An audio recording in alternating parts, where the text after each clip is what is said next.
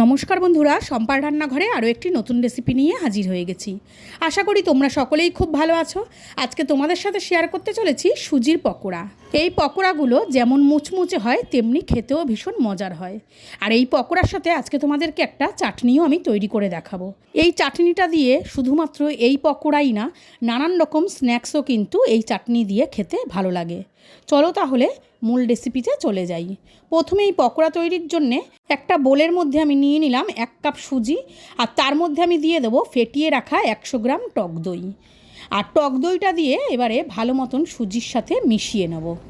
প্রথমেই আগে জল দেব না, আগে টক দই দিয়ে সুজিটাকে ভালো মতন একটু মিশিয়ে নেওয়ার পর যে বাটিতে আমি টক দইটা ফেটিয়ে রেখেছিলাম সেই বাটিতেই আমি একটু জল নিয়েছি।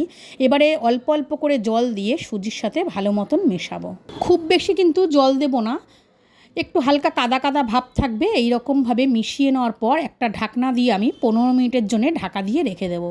ততক্ষণে সুজিটা ভালো মতন সেট হয়ে যাবে। এবারে একটা মিক্সির জারে আমি 1 মুঠো ধনে পাতা আর 1 মুঠো ফ্রেশ পুদিনা পাতা আমি ধুয়ে পরিষ্কার করে নিয়েছি। আর পুদিনার আমি ডাঁটিগুলো নিইনি, শুধু পাতাগুলোকে নিয়েছি।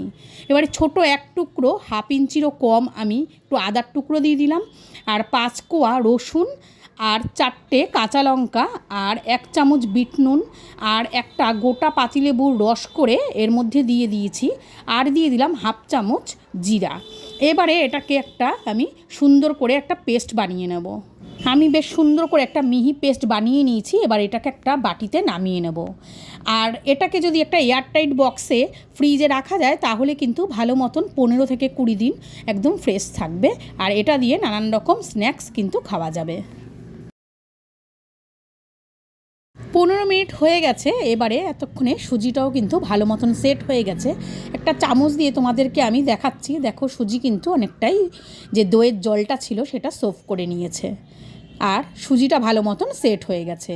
এবারে এর মধ্যে দিয়ে দেবো কুচিয়ে রাখা একটা বড় সাইজের পেঁয়াজ, আর দিয়ে দেবো 3টে কাঁচা লঙ্কাও আমি কুচিয়ে রেখেছি সেটা দিয়ে দিলাম, আর 1/2 ইঞ্চি আদা গ্রেট করে রাখা আছে সেটাও দিয়ে দেবো, আর অল্প করে ধনে পাতাও এখানে কুচিয়ে রেখেছি সেটা দিয়ে দেবো। আর এখানে কিছু মশলা অ্যাড করব। তার মধ্যে আছে 1/2 চামচ জিরে, আর 1/2 চামচের কম একটু হলুদ গুঁড়ো, 1 চামচ দিয়ে দেবো চাট মশলা, 1/4 চামচ এখানে গোলমরিচ, আর 1/4 চামচ আছে গরম মশলা, আর দিয়ে দেবো স্বাদ মতো নুন। এবারে সুজির সাথে সব উপকরণ আমি ভালো মতন মিশিয়ে নেব। আর যদি প্রয়োজন পড়ে তাহলেই জল দেব, না হলে কিন্তু তার আগে কোনো জল দেব না, তাহলে ব্যাটারটা অনেকটাই পাতলা হয়ে যেতে পারে।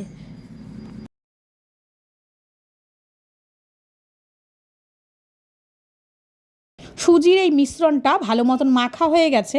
আর এখানে 2 চামচ আমি জল দিয়েছি, 2 চামচের মতনই লেগেছে, খুব বেশি কিন্তু লাগেনি। এটা ভিডিওতে আসেনি, তাই তোমরা কিন্তু কিছু মনে করো না।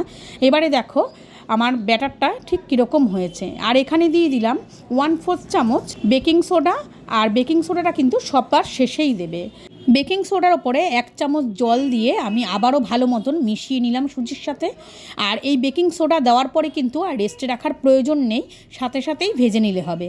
তার জন্যে গ্যাসে আমি অলরেডি একটা কড়াই বসিয়ে তাতে পরিমাণ মতন সাদা তেল দিয়ে দিয়েছি, আর তেলটাও গরম হয়ে গেছে।